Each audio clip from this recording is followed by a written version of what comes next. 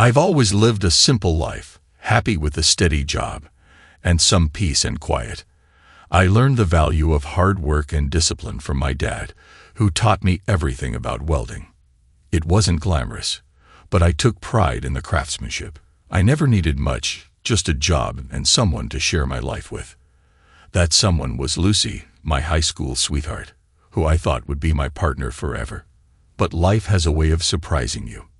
Our relationship started with big dreams, full of optimism, but reality hit hard. I worked long hours, often out of town, while Lucy went to college on the money I earned. I thought things were good, but little cracks started to show, and soon our marriage was falling apart.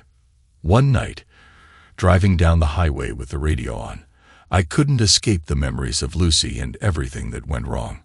I switched to a talk show about UFOs, anything to distract me. The truth was, I didn't just leave her. I ran, trying to escape the betrayal. Let me back up. I'm Stan Shipman. I was married to Lucy for 5 years. We were high school sweethearts and rushed into marriage thinking love would be enough. I was wrong. Money was never a problem. I'd been a welder since I was a kid, taught by my dad. After high school, I breezed through welding school and started working right away. I even did underwater welding and made good money, enough to put Lucy through college. Now she's a paralegal at a big law firm downtown. So, why am I running? Why am I on the freeway in the middle of the night? It all comes down to the woman I married and her bad influence of a friend. Lucy used to be sweet, but things changed. I loved her, and I didn't hesitate to pay for her college, despite her parents thinking I'd go broke. They underestimated me. She graduated debt-free, thanks to me. Things went downhill after she started working at McMaster and Fredericks. At first it was fine, but then her coworkers started influencing her. She'd go out with them once a week, which didn't bother me at first, but soon it became twice a week, including Fridays, our date night. When I brought it up, she brushed it off, saying we could go out on Saturdays and that she deserved time with her friends. Then her nights out stretched later and later, and her calls went straight to voicemail. I finally confronted her one Saturday morning. I asked what was going on with her late-night outings and if she was seeing someone else. She denied it, saying they just went for a bite to eat after drinks. I told her it needed to stop, and she agreed, promising to quit going out on Fridays. For a few weeks, things seemed to improve, but soon enough, she was back to her old habits. Suspicious, I installed a phone finder app on her phone to track her location. One Friday, I followed her to a bar. Inside, I found her sitting with a group, including one guy she was way too friendly with. She wasn't wearing her wedding ring, and when I confronted her, she claimed she took it off so she wouldn't lose it. One of the guys, Jake, stood up and introduced himself, smirking as he mentioned he worked with Lucy. The group chuckled, except Lucy. Jake squeezed my hand, trying to intimidate me, but he couldn't. I squeezed back, crushing his soft hand until I saw him wince and let go. I was just going to ask your wife to dance, if that's cool, he said, rubbing his hand. I looked at Lucy. Is that true? I asked, and she nodded slowly. Thinking this might reveal more, I nodded back. Go ahead, but remember, she's my wife, and I'll be watching. Lucy got up to dance, and I took Jake's seat, ordering a beer as most of the others drifted off. You don't own her, you know, said the woman next to me. And you are? I asked. Marie Compton. I've been mentoring Lucy, showing her the ropes. Right. So, Marie, who are you to give me marriage advice? I asked. I'm her friend, and like I said, I'm mentoring her. The partners like her, and she's got potential. I didn't like her tone and wondered what she was feeding Lucy. Well, I'm her husband. If something's interfering with our marriage, I need to know. Stan, Lucy needs to broaden her horizons, Marie said. She's only ever known you since college. She needs to spread her wings. Spread her wings. Or maybe something else. I shot back. No need to be crude, Marie said. But yes, maybe she needs to explore other things. You'll benefit in the end. Oh, really? How? I asked. She might learn a few things to bring back to you. I'm sure you're seeing someone when you're away on jobs, right? No, Marie. I work, get paid, and come home. I love Lucy and would never hurt her. Maybe you should broaden your horizons too, she smirked. I take my vows seriously. I trust Lucy does too. I notice you're not wearing a ring. Ever been married? Twice, she said. Let me guess, you cheated on them, didn't you? I asked. She shrugged. Yes, so I do what I want. Well, Lucy's taken, and I expect you to respect that. Mary chuckled. Sure, you keep thinking that, she said. Jake and Lucy returned from the dance floor, and I stood to let Lucy sit between me and Marie, blocking Jake from sitting next to her. He didn't look happy, but I didn't care. So, Lucy tells me you're a welder. What do welders make these days? $15 an hour. Jake asked. Actually, I make over 35, more if I work underwater. I also paid for Lucy's college, I replied. You're paying off her loans? He asked. No, she has no loans because I paid in full. I also bought her that new Toyota. Didn't know welders made that much, but you get lots of women when you're out of town, huh? He said, elbowing me. No, I work 16 hours a day when I'm away. I take my vows seriously, I said. Jake smirked, and I didn't like where this conversation was going. I turned to Lucy. Did you drive here? Yes, she said. Good. I've had enough fun. I'm going home. I expect you to follow soon. I got up, knocking my cold beer into Jake's lap. Oops, sorry. Better go change those pants. Jake stood furious, but backed down when I warned him. Smart move, I said, turning to Lucy. You coming? I'm right behind you, she said quietly. Marie glared at me, but I didn't look back as I left. Lucy arrived home a few minutes after me. She stormed in, upset. What the hell was that? You embarrassed me. I embarrassed you, I replied. Are you following me? She asked. No, I was just grabbing a beer and saw you with your friends, I lied, something I hadn't done before. If anyone should be embarrassed, it's me. Seeing my wife acting like a giddy schoolgirl with some guy, and without her wedding ring, made me feel like you're ashamed of me. Is that it? Her face softened. Of course not. I just work with these people, and Jake's the attorney I work with the most. And Marie? She's higher up. She's been mentoring me. Does that include marriage advice? I asked. What do you mean? While you were dancing, Marie was telling me you need to broaden your horizons. I asked if that meant spreading your legs too, and she didn't deny it. Be honest, Lucy. Have you cheated? No, I haven't, she said, but she couldn't look me in the eye. You know I could never forgive that. Marie said you might be cheating when you're gone. Are you? No, I said firmly. We've known each other since 6th grade. Have I ever been unfaithful? She shook her head. No. I love you too much to hurt you. I work hard, often 16-hour days.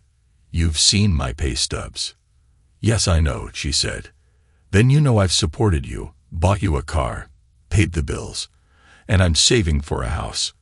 You can tell Marie to shove her advice where it belongs. She's divorced twice for cheating. Lucy was shocked. How do you know?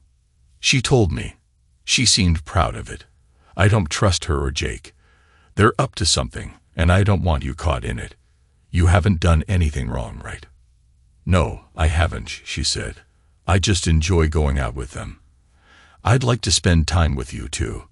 Think you can start hanging out with your husband again? Of course, she said, wrapping her arms around me. I'm sorry. That's okay. There are only 3 things I've ever wanted. To be married to you, to be the best welder, and to have a family with you. She smiled. Well, you've got the first 2. Ready to work on the 3rd. I smiled back. Let's do it. We spent the rest of that night in the master bedroom, and for a couple of months, things seemed to calm down. Lucy stayed home on Fridays, and I made an effort to be more loving, never bringing up Marie or Jake again, trusting Lucy to do the right thing. Then, one Friday night, I came home to a dark house, except for candles on the dining table. I smelled lasagna cooking, and thought Lucy had planned something special. The table was set with our best china, and when I turned around, I saw her in one of the shortest dresses I'd ever seen. It highlighted her legs, which she knew I loved. The dress barely covered her and was completely backless. She wrapped her arms around me, kissed me deeply, and asked, "Do you like what you see?" "Definitely," I replied. "Good. Tonight's going to be special," she said. "It's a surprise. Go clean up, and I'll get dinner ready." After washing up, I returned to find the lasagna served, wine poured, and Lucy sitting at the table. I told her I didn't know which looked better, her or the lasagna. She laughed and said, "I hope you enjoy both tonight." As I ate, I started feeling strange and dizzy. I tried to stand but nearly fell. Confused, I looked at Lucy, barely able to speak before collapsing. When I came to, I was undressed and tied to a chair in our bedroom. My arms and legs were zip-tied, and there was a strange device around my waist. Furious, I shouted, "Lucy, what's going on?" Lucy walked in, but she wasn't alone. Marie was with her. "What is this?" I demanded. "Let me out of this chair." Marie calmly said, "No, it's best you stay put so you can watch your wife expand her horizons. You drugged me and tied me up for this." I yelled. "Yes," Marie replied. "Lucy knew you wouldn't agree, so I gave her something to knock you out. Now you can watch, and there's nothing you can do." I looked at Lucy, furious. "You went along with this. You know what this means." "I'm sorry, but Mary said it's just sex. It won't affect us, and I still love you." "That's not true, and you know it. I told you I wouldn't tolerate cheating. And what's this thing you put on me?" "It's a cage to remind you who's in charge now," Lucy said.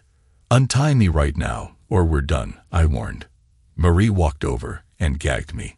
"You'll stay quiet while your wife enjoys herself with someone else." I tried to shake my head to stop her from putting the gag in, but I couldn't. No matter how hard I struggled, I couldn't break free from the chair. Marie stood up and walked to the door, letting Jake and another guy from Lucy's office enter. They looked at me and laughed. "Looks like the loser is ready," Jake said. "He's not cooperating," Marie replied. Jake punched me hard in the face. Then again, I could taste blood. Lucy screamed, "Don't hurt him. You promised." "I owe him for ruining my pants. Now he'll watch as I screw his wife." He ripped Lucy's dress off. "Lose the underwear," he told her.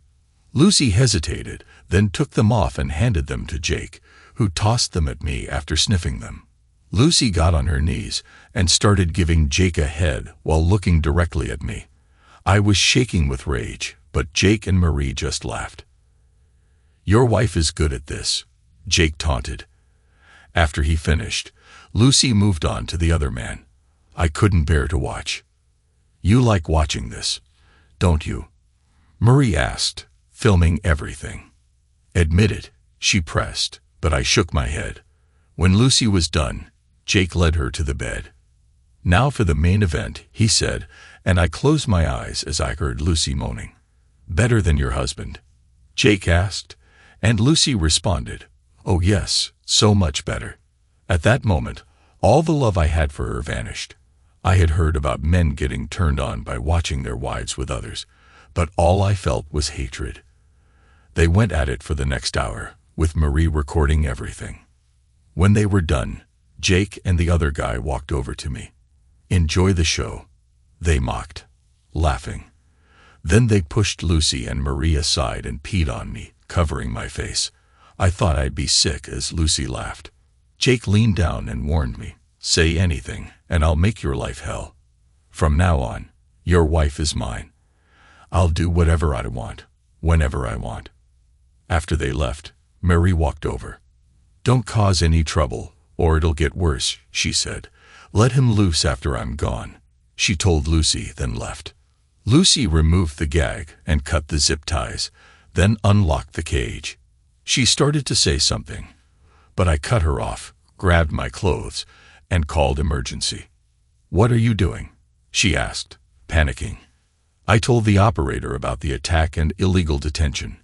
Lucy freaked out, trying to grab her phone and keys, but I stopped her. "You're not leaving," I said. "Please don't press charges. I don't want to go to jail." "Trust me, jail is the safest place for you right now," I replied coldly. "Get dressed. The cops will be here soon." "You don't know Jake and Marie. They'll come after you," she warned. "Get dressed," I repeated. Lucy, sensing my resolve, quietly put her clothes on. Her phone buzzed in my pocket. It was a message from Marie. "Everything okay?" I texted back, "Everything's fine. He's not happy, but he'll deal with it." I sent the message, hoping Marie would fall for it. When Lucy came back to the living room, the cops had arrived. I let them in, and they could tell right away something was wrong. One officer took my statement, called for an ambulance, and collected evidence from my face. The other officer talked to Lucy in the bedroom. After conferring outside, they came back in, and Lucy was brought out in handcuffs, crying. "Please don't let them arrest me. It was just for fun," she pleaded. I shook my head and turned away. More police arrived along with an ambulance. A female officer took Lucy away, and the officer who took my statement explained that she was being arrested for illegal detention, drugging, and sexual assault. "We need to take you to the hospital for blood and urine tests to see what they gave you," he said. I agreed, knowing more evidence would help. "You should also get a protection order," he added, handing me a card for a DA's office attorney. "She'll meet you at the hospital." I thanked him and went with the paramedics, who gave me a quick check on the way. At the hospital, they examined me, took samples, and gave me painkillers. Just as I was starting to relax, a woman entered. "Stan Shipman?" she asked. "That's me," I replied. "I'm Linda Calloway, the assistant DA on your case. How are you feeling?" "I've been better, but I'm okay." She briefed me on the situation, telling me that Marie, Jake, and the other man had been arrested. However, they might be released due to their company's influence. "I'm seeking a protection order for you," she said. "Thanks. Do you think it will help?" "Maybe, but no guarantees," she admitted. I understood. "I guess I'll just have to deal with it." She nodded. "They'll be in jail until Monday for now. You might also want to hire a divorce lawyer unless you plan on staying with your wife." "No, I'm done with her," I said. She told me I'd be kept overnight since my apartment was now a crime scene. She also asked if I owned a weapon, and I told her I didn't. After that, I fell asleep and woke up when they moved me to a private room. The next morning, my parents visited, and I told them everything. My father was furious. "What are you going to do?" he asked. "I'm divorcing her," I said. "Good. Let me find you a lawyer," he offered. He also agreed to give me a ride home when I was discharged. Later, Lucy's parents came by, shocked and embarrassed by what she had done. Her father asked if I planned to divorce her, and I confirmed it. "I'm truly sorry," her mother said. "If she needs a place to stay, she can come live with us." I thanked them, grateful for their understanding. After saying goodbye, Lucy's parents left. A couple of hours later, the doctor checked me out and cleared me for discharge. I called my dad to let him know, and my parents arrived just as the paperwork was completed. After the nurse gave me instructions, they wheeled me to the car, and we headed home. When we arrived at the apartment, my dad helped me to the door, and we said goodbye again. "Call if you need anything," he reminded me. "Thanks, Dad," I replied. Inside, I noticed the place had been searched by the police. I also saw a message on the answering machine, "Dead meat." The number was private, and after replaying it, I realized it was a recorded line from a Rocky movie, not someone speaking directly. Then, the doorbell rang. Through the peephole, I saw a brunette who looked familiar from the night I met Jake. I activated my phone's camera, then opened the door, keeping the chain on. "Yes?" I asked as I opened the door slightly. "Mr. Shipman," a woman's voice responded softly. "That's me. And you are?" "Holly Brinkman. I work with your wife. Can I come in?" "Are you alone?" I asked cautiously. "Yes." I unchained the door and let her in. "What can I do for you, Holly?" I asked, noticing her nervousness. Without a word, she handed me a manila envelope. "What's this?" I asked, taking the envelope. "Please open it," she said quietly. I went to the kitchen and grabbed a pair of gloves, not wanting to leave fingerprints on whatever was inside. I opened the envelope and found photographs of a dead man, hands tied behind his back. I stared at the images. "Who is this?" I asked, my voice tense. "That's my husband, Brian," she said, tears welling up in her eyes. "Did you report this to the police?" "Yes, but they ruled it a suicide. The firm we work for has influence. They own part of the police force and some judges." "Did Jake have anything to do with this?" I asked, thinking of the implications. "I don't know, but it's possible he ordered it." "So why are you still working there?" I pressed. "I have no choice," she admitted, her voice trembling. "You're not just a legal secretary, are you?" I asked, the reality dawning on me. "No, my husband tried to fight back, and he paid the price." "So you're forced to stay doing?" "Yes, I'm basically there for the attorneys and their clients." "And Marie?" I asked, now connecting the dots. "She's like the madam. She assigns us. And Lucy?" I hesitated. "She was being groomed," Holly confirmed. I found a note tucked inside the envelope, written with letters cut from a magazine. It read, "Back off, or this could be you." "Did you read this?" I asked Holly, showing her the note. "No, it was dropped at my apartment this morning with instructions to hand deliver it." "Would you testify to the DA?" I asked. "No, I want to stay alive." "You don't understand how dangerous these people are, especially Marie." "How many people at the firm know about this?"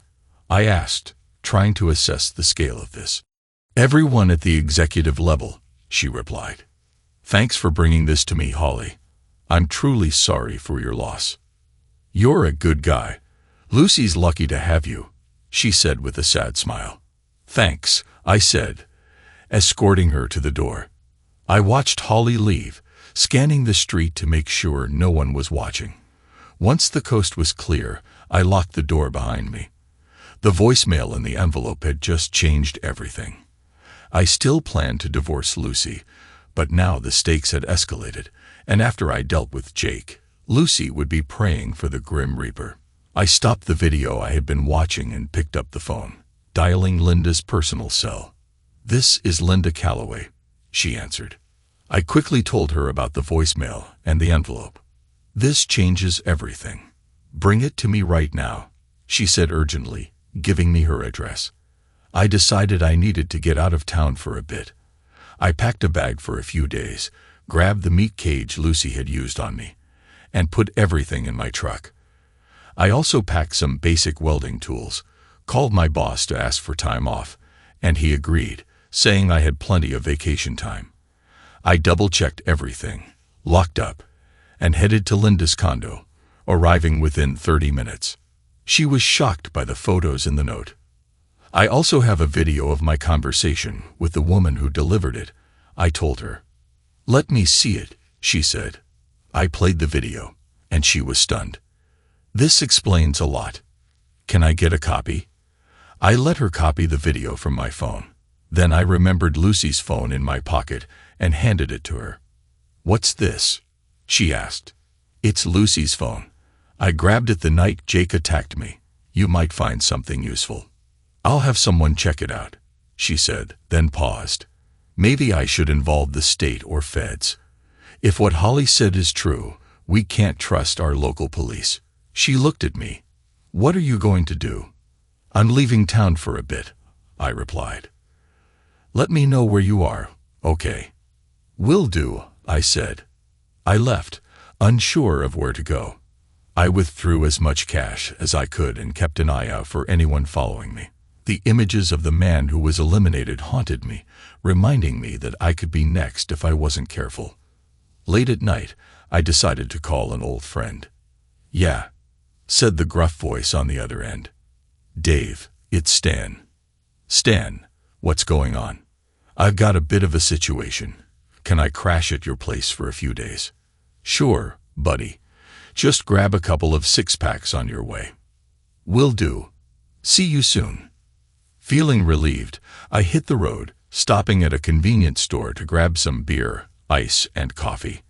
I also picked up some cigarettes for Dave, knowing he'd appreciate the gesture. After all, he was letting me stay at his place for a while.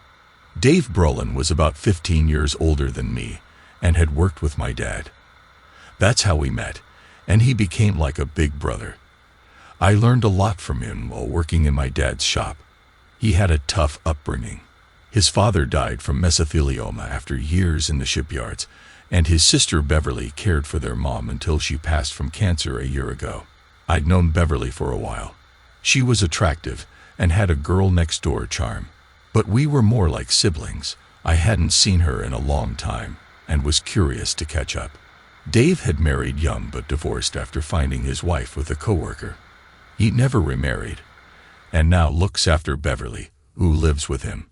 I arrived at Dave's house around 2:30 a.m. with my stuff and met him on the porch. "Hope you brought beer," he joked.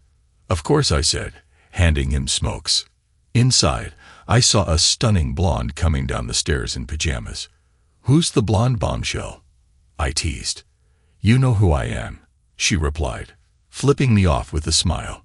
It was Beverly, grown up, fit, and looking nothing like the girl I remembered. "Beverly, is that really you?" "Yeah, genius. What are you doing here so early? Did Lucy throw you out?" "Not exactly," I said, my voice tight.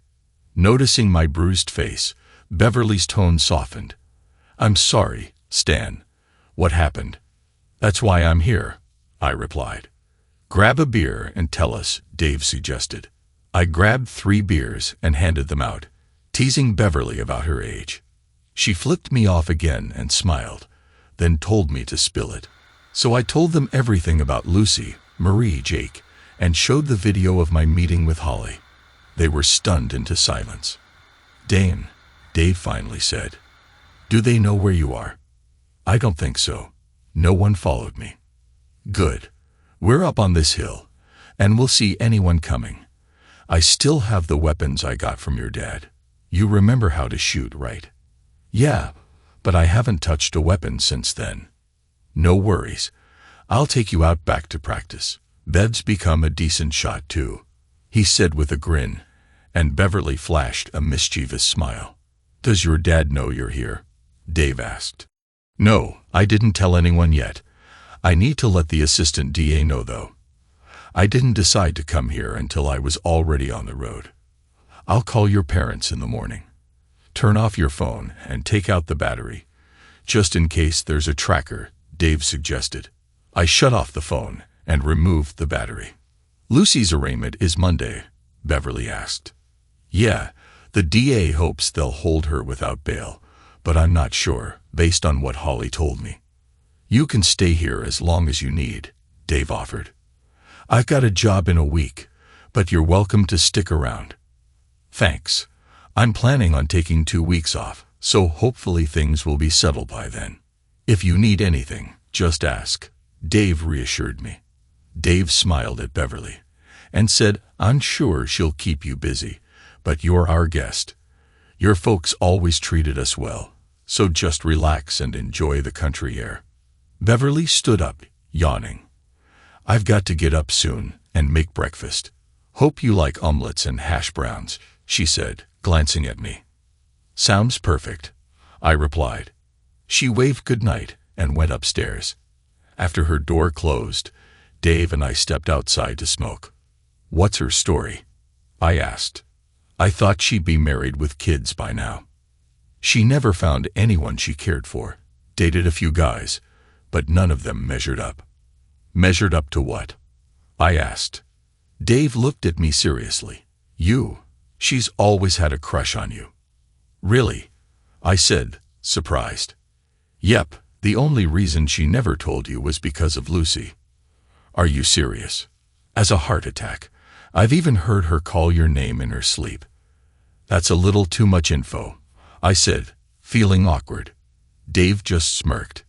It is what it is. When did she turn into a babe? I asked, shaking my head. She's always been pretty. You just had blinders on with Lucy. Yeah, I guess I did, I said quietly. Look, if you two get together, that's fine by me. Just don't break her heart, okay? She's had feelings for you for a long time. I'm done with Lucy, I reassured him. Good. Just don't lead her on, he added. We finished our smokes, and Dave headed to bed. I followed shortly after and fell asleep as soon as my head hit the pillow. I woke up to Beverly yelling, "Rise and shine." It was 8:30. After my morning routine and a quick shower, I got dressed, pulling off my wedding ring and leaving it on the dresser. When I came downstairs, Beverly was making breakfast in a short t-shirt and cut-off shorts, her hair pulled back. She looked amazing, and I wondered why I hadn't noticed before. "Smells great," I said. She smiled. "Coffee's ready. Want butter, pecan creamer?" "Absolutely." "Help yourself. Just save some for us," she said with a wink. I poured a cup and joined Dave, who was reading the paper. "Morning," I said. "Morning," he replied, still focused on the news. "There's an article about a lawyer getting arrested. Could be connected to your case." I glanced at the article, but it didn't offer many details, so I handed it back. By then, Beverly brought breakfast to the table. "This is amazing," I said after a bite. "Glad you like it," she smiled. After breakfast, Dave stood up. "I'm heading into town for a bit. If you need to call the DA, use the house phone." "Thanks," I said. Beverly handed him a list, and he left. I turned to her. "Need help with the dishes?" "Not necessary, but I'd appreciate it," she replied with a grin. I helped Beverly clear the table, and she tossed me a towel while she washed the dishes. "I see you're not wearing your ring. Are you really going to divorce her?" she asked. "Yeah, I told her I wouldn't tolerate cheating, and I meant it," I said firmly. "Good," she replied with a slight smile. "Glad to see you still have some backbone. So, what's your story? How are things with you?" I asked. She shrugged. "Okay, I guess. Anyone special in your life?" I asked, curious. "There was, but he was taken. Besides, I had to take care of my parents," she said, looking a bit sad. "Yeah, I heard," I said sympathetically. "I worked as a waitress to help out after Dad died, and when Mom got too sick, I stayed home full-time to take care of her," she explained. "I'm sorry." "Don't be. I don't regret it. I just hope someone will be there for me when I'm that age," she said with a soft smile. "So what happened after your mom passed?" I asked. "Had to sell a house to cover the expenses. Dave let me have what was left, and I've been living here since. He offered to send me to college, but I turned him down," she added. "Why?" I asked, surprised. "I want to make it on my own. I'm working at McDonald's and taking business courses at night," she said proudly. "Good for you." Dave's still talking about starting his own fabrication business. "He wants me to handle the accounting," she said. "Still on about that, huh?" I laughed. "Yeah, he does custom work for folks around here and makes good money. His dream is to work full-time from his shop. Maybe he'll show me the shop while I'm here," I said. "That would be nice," she replied. We fell quiet, and I found myself really admiring her for the first time. She noticed and raised an eyebrow. "What are you staring at?" she asked. "I think I'm looking at the most beautiful woman I've ever met," I told her. She blushed and looked down. "Stop teasing me. I'm not. I admire everything you've done. Taking care of your parents, working your way through school. I just wish I'd noticed it sooner." "Well, you were blinded by Lucy," she said, smiling. "Yeah, you're right," I agreed. With the dishes done, Beverly dried her hands and turned to me, her expression firm. "She used you, you know," she said bluntly. I sighed. "I think you're right. I saw through her years ago," she continued, shaking her head. "Why didn't you say anything?" I asked, curious. "You wouldn't have believed me. She had you wrapped around her finger," Bev said with a hint of frustration. "All I wanted was to keep her happy," I said quietly, looking down. "And look where that got you," she said, her voice rising. "She got her degree, a new car, and everything else on your dime. Then, when she didn't need you anymore, she traded you in. I'm glad she's in jail because I'd tear her apart if she were here." "I believe you would," I said with a smile, trying to lighten the mood. Bev crossed her arms and stared at me intently. "I need to know one thing." "What's that?" I asked. "Are you going to fall for her tears and take her back?" I shook my head firmly. "No, that's not happening." "Good," she said, visibly relieved. "Just remember that." Without warning, Beverly pulled off her t-shirt and tossed it aside, revealing herself to me for the first time. She quickly undressed, walked over, wrapped her arms around me, and kissed me passionately. We made love in the kitchen as the morning sun streamed through the window. "I love you, Stan Shipman. I've always loved you. Don't forget that," she whispered afterward, her voice tender. "I love you too, Beverly," I replied, still breathless. "I want to stay like this forever." "That sounds nice," she smiled, "but I doubt my brother would appreciate it." She laughed, and I kissed her deeply again. Then it suddenly hit me. I pulled back, concerned. I just realized I didn't use protection. "Don't worry, I'm on the pill," she reassured me with a smile. "Honestly, I wouldn't mind if you got me pregnant. I'd love to have your kids." "I'll hold you to that," I said, relieved. "We should clean up before Dave gets back," she said, standing up and stretching. "I need to prepare the meat for tonight. Why don't you shower first?" "Okay, I'll be up in a bit. What's the meat for?" I asked. "We barbecue on Sundays, weather permitting." "You like venison, right?" she grinned. "Yeah, but it's been years since I had any," I said, smiling back. "Good. I shot it myself with Dave's .50 caliber flintlock and dressed it in the field," she said proudly. "You're quite the woman." "I'm impressed," I laughed. I knew Dave's flintlock had to be at least 49 inches long. "Did you load it yourself?" I asked, intrigued. "Of course. Patched round ball with 100 grains of double F powder. I even molded the bullet," she said with a wink. "Dan, do you like fishing too?" I asked, genuinely curious. "I love fishing. I bait my own hooks and clean my own fish," she replied, clearly proud of her skills. "Is there anything you haven't done?" I asked sarcastically. "I haven't rebuilt the transmission in Dave's truck yet, but I did help him rebuild the engine," she laughed. "I'm definitely in love," I said, kissing her. She kissed me back and said, "Now hurry up and shower." "I'll be up in a bit." I headed upstairs and jumped in the shower. A few minutes later, Beverly joined me. "Just wait until tonight when we go to bed," she teased. "By the way, you're sleeping with me from now on. My bed's bigger than yours." "Won't Dave mind?" I asked, unsure. "Nope, we're both consenting adults," she winked. After our shower, we got dressed and went back downstairs. "I need to call the DA to let her know where I am," I said. Beverly pointed to a wireless phone. "Use that one." I picked it up, nearly forgetting it was long distance. Linda answered after 2 rings. "Linda Calloway," she said. "Linda, this is Stan Shipman. I'm calling to update you on my whereabouts." "Stan," I was worried. "You're calling long distance. Where are you?" she asked. "I'm with an old family friend and turned off my cell for safety," I explained. "Got it. I'll keep you updated. The feds are investigating the firm your wife works for. I also contacted a top divorce lawyer in the area for you. I hope that's okay." "No problem.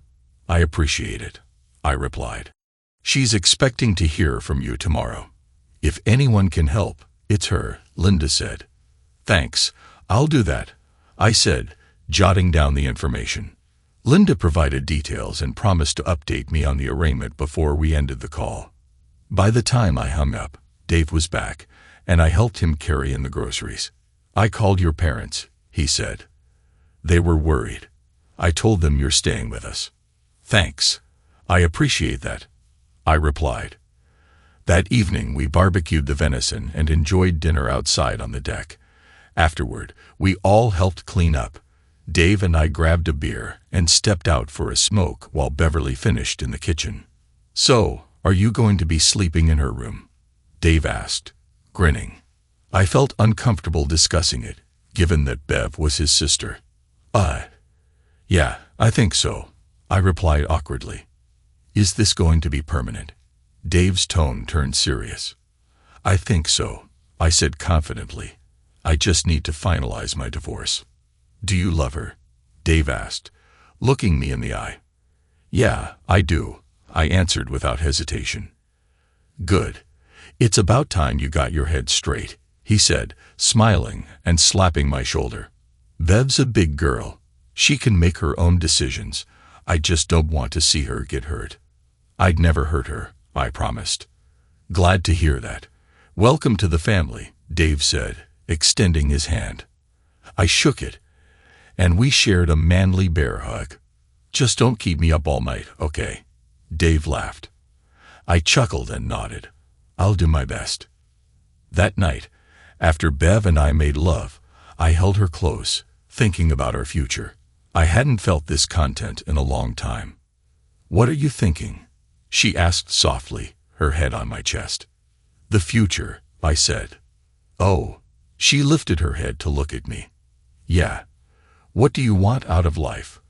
Where do you see yourself in 5 or 10 years?" I asked. "I'm not one to chase a career," she said thoughtfully. "I just want a loving husband and a family. That's enough for me." "What about your classes?" I asked, curious. "They're more for Dave. He'll need help with his business," she explained. "And what do you want?" "Unlike you," I said. "I just want a faithful wife and a family. I thought I had that with Lucy, but it didn't work out." She smiled. "And your job?" "I love it," I said, "but sometimes I'm gone for a couple of weeks." "Can you handle that?" She laughed. "My brother's a welder, remember? I know what to expect. As long as you come home to me, I'm fine." I looked at her, feeling a peace I hadn't felt in ages. "I wish I'd met you before Lucy." "Me too," she said. "But we'll get through this together. We're a team. I'll always be here for you," she added warmly. "I love you," I said, kissing her. "I love you more," she whispered, holding me tight. That night, I fell asleep feeling truly loved. The next morning, Beverly was up early. After making breakfast, she kissed me before heading to work, reminding me she had class after her shift. "I'll be home by 9:30. You guys fend for yourselves," she said, grinning. "I love you." "I love you too," I replied, touched. After she left, Dave came down and joked, "No kiss for me." Beverly laughed, gave him a quick peck, and said, "Stay out of trouble," as she walked out. I glanced at the clock. I need to call that divorce lawyer. Dave motioned to the phone, so I dialed. "Law Office of Bernice Goodwin," a friendly voice answered. I introduced myself and explained that Bernice was expecting my call. "Hold on a moment," she said. Soon another voice came on. "Bernice Goodwin, how can I help?" "This is Stan Shipman. Linda Calloway gave me your number." "Ah, yes, I've been expecting your call. Normally, I like in-person meetings, but I understand this time is different," she said. "That's fine," I replied. "We can handle most of it online." "Tell me everything," she instructed. I explained the situation, and she listened carefully. "What are your expectations?" she asked. "I want no alimony and my fair share of the assets," I said. "We can do that," she replied. "Your wife's legal trouble will help your case." "Do you own property?" "No, we rent," I answered. "Do you want to pursue action against Marie and Jake?" "I'd recommend suing for emotional distress, not alienation of affection. It's more effective," she advised. "Do what you think is best," I said. "I'll get started. Do you have an email?" I gave her my information, and she said, "I'll send documents, including a contract to sign and a checklist. You'll also need to pay a retainer. Can you do that today?" "Yes," I agreed. "Great. Once everything is ready, I'll have the papers served. Any questions?" "No questions," I replied. Her assistant took my credit card info for the retainer. After hanging up, I checked my email and found 2 documents from Bernice.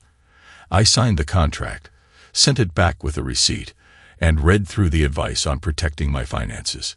Using online banking, I opened a new account, transferring half of our savings and checking into it. I paid off and canceled Lucy's card, but kept mine open for the retainer payment. By early afternoon, I had finished everything. Dave took me to a shop where he was working on a trailer for a local farmer. I helped out, finding it relaxing to stay busy.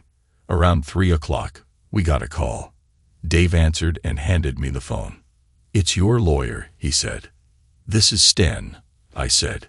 "Stan, it's Linda Calloway. Bad news.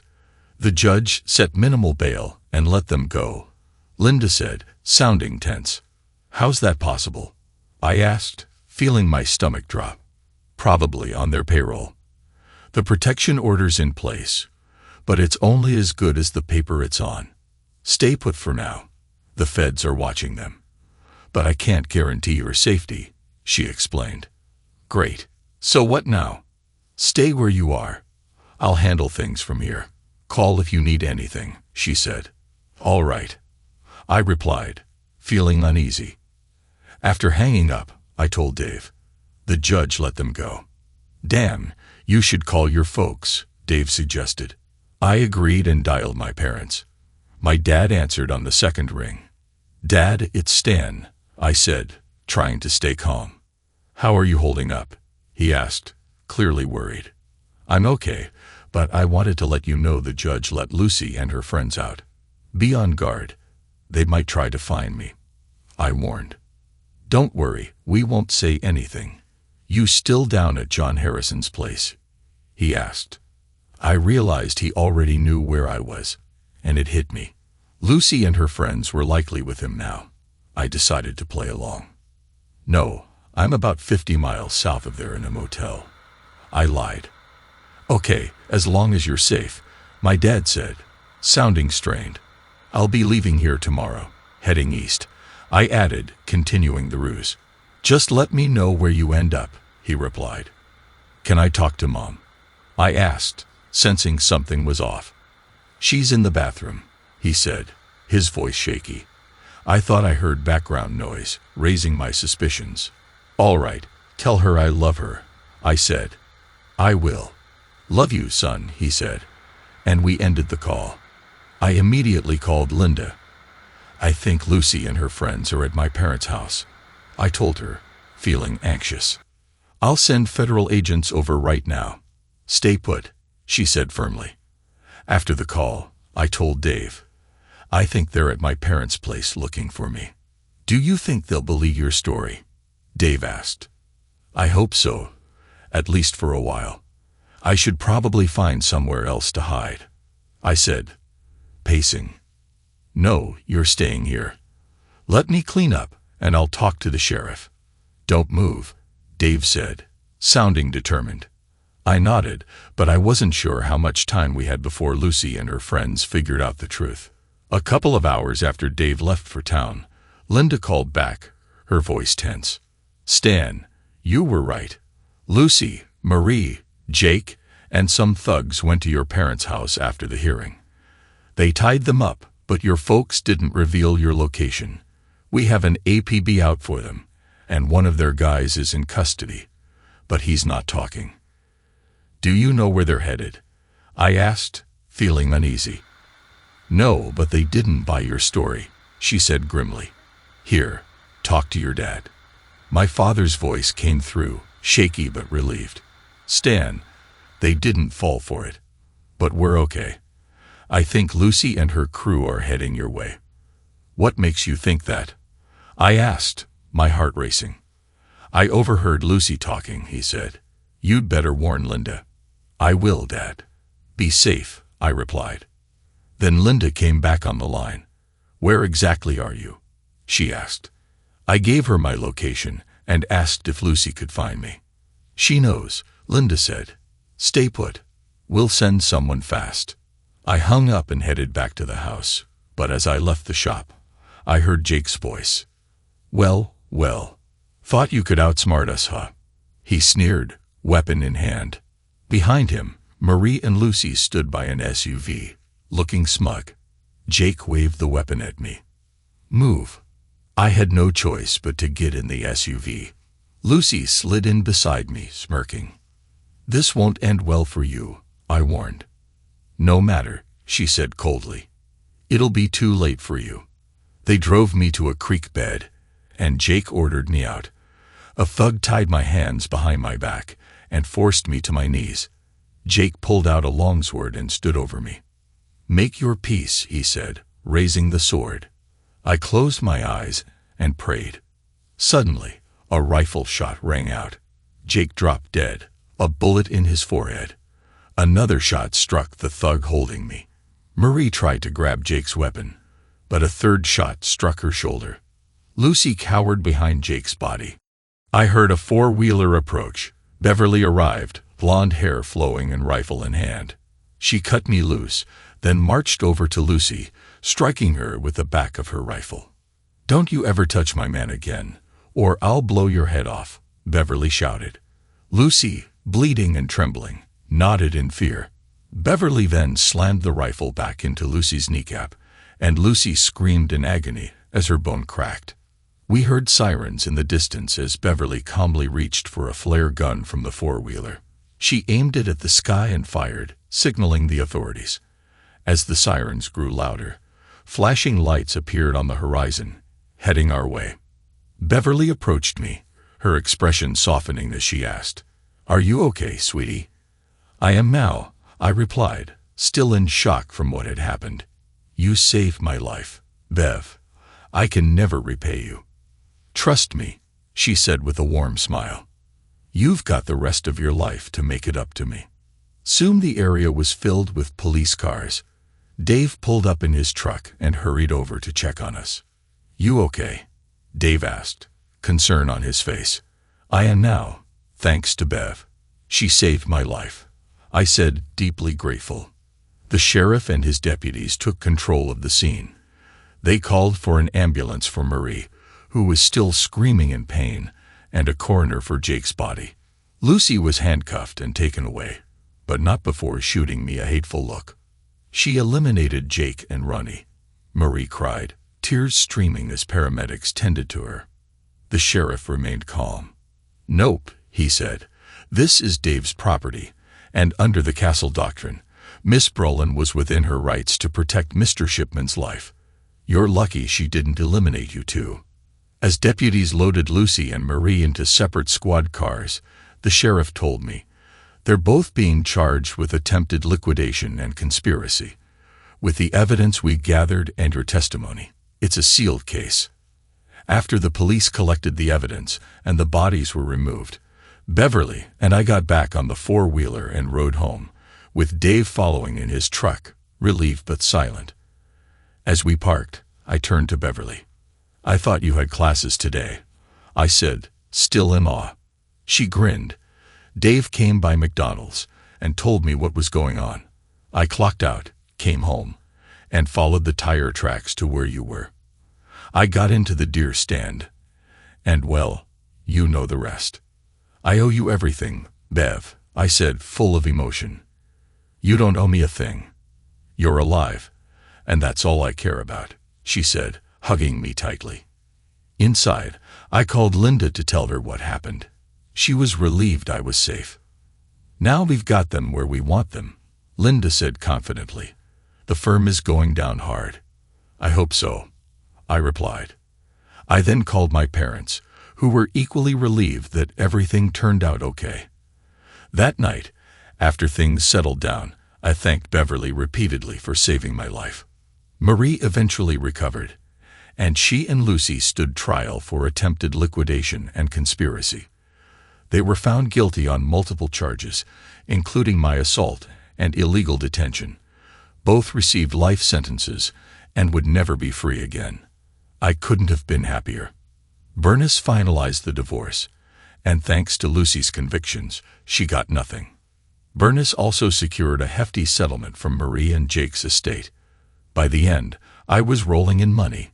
Sure, Bernice got a share, but I was very happy with my cut. The firm settled for a large sum as its partners faced federal charges, including racketeering and suspicious deaths. Eventually, the firm shut down, and the partners ended up in prison for life. It all unfolded in about 6 months, leaving Beverly and me with more than enough to live on for years. I bought a nice ring and proposed properly on one knee. She squealed and kissed me all over. A month later, we got married and spent a week in Las Vegas. When we returned, we sat Dave down and proposed forming DNS Welding and Custom Fabrications. "Are you serious?" he asked. "Hell yeah," I said. Beverly pulled out a spreadsheet and showed it to me. It was the business plan she had been working on. After reviewing it carefully, I nodded in approval. "You know, I think this could work," I said, impressed. "Oh, I almost forgot," I added, reaching into my pocket and pulling out a set of keys. "You know that lot on the south side?" "Yeah. What about it?" she asked, curious. "Did you see the new double-wide on it?" I asked with a grin. "Yeah, we thought you sold it," she replied. "Nope," I said, smiling. "It's your wedding gift from me and your parents. The lot and home are in your name now. Your dad and I moved all your stuff from your apartment, minus anything with Lucy's picture on it." Beverly looked stunned. "Wow. I don't know what to say. I could afford to build a custom home, but the double-wide was nice and sturdy. I wasn't about to turn down such a generous gift, especially knowing it must have cost over $150,000. "Just say thanks, partner," I said, offering my hand. Beverly smiled and shook my hand before pulling me into a bear hug.